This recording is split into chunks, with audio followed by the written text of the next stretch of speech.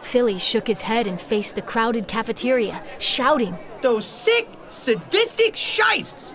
They get their kicks from beating us down!" He swung a foot in their direction, as if to boot the entire student body. "They can all eat shiest and die!" No one responded or even acknowledged Philly, save a single 600 who chucked a half-eaten biscuit at Philly's face. Cassie looked up and studied her fellow 400s. Philly was a tall, lithe figure with his blonde hair and a side part with a quiff. He smiled with his whole face, and his crystal blue eyes looked like they were ready to burst into tears of laughter at any given moment. Adonis had Spanish eyes and was equally thin and wiry. His black wavy hair parted down the middle in curtains and fell just past his jawline. When he moved, he swayed as if dancing to his own imaginary rhythm.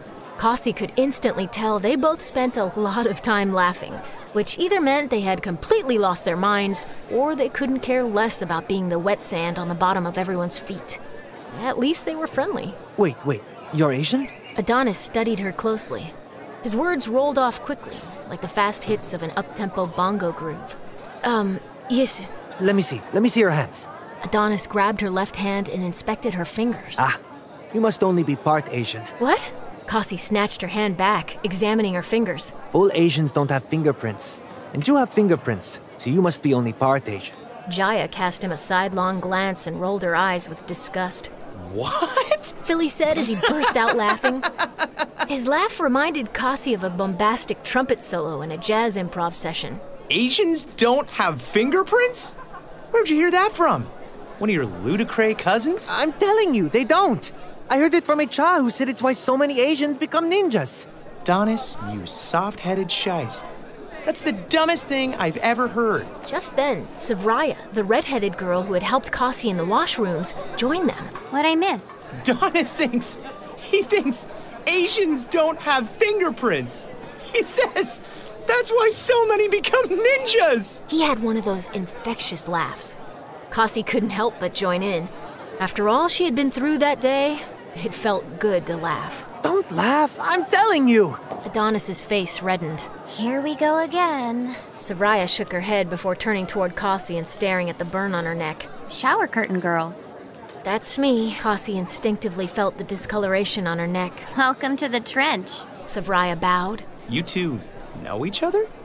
Savraya helped me with an awkward situation this morning, Cassie said, smoothing one of the many wrinkles in her uniform. "Do I even want to know?"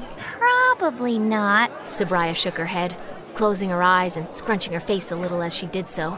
"Savvy's a real loon, but she's one of us." Philly said with a loud slap on Savraya's back. I'm not a loon. Savraya retaliated by slugging his arm. "Right.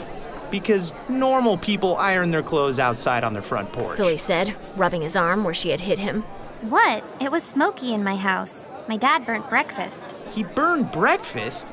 That's practically impossible. You hit a single button on the air fryer to cook it. How in Sheba's mystic mountains did your dad burn it?" Philly wildly threw his arms into the air. Our fryer is broken. Or what about that time when she came over to your house and brought her own cup of water? An actual cup. "And she called it her watercolor cup." Philly said with a point of his finger. It was watercolor. The color of water? "That's called clear. And you didn't think I would have any cups in my house?" Adonis laughed with a snort. Cassie resisted the urge, not wanting to offend Savraya. How would I know what you do or don't have? Savraya squared up with Philly. "Because everybody has them. They're government issue." Philly talked with his hands, emphasizing each word. Cassie whipped her head back and forth between them as they rambled on. Everything about them was so foreign and odd, but at least they weren't cruel. So far, they were the only pleasant Gaians Cassie had met. 400s, you're up! Came the shout from the other end of the cafeteria.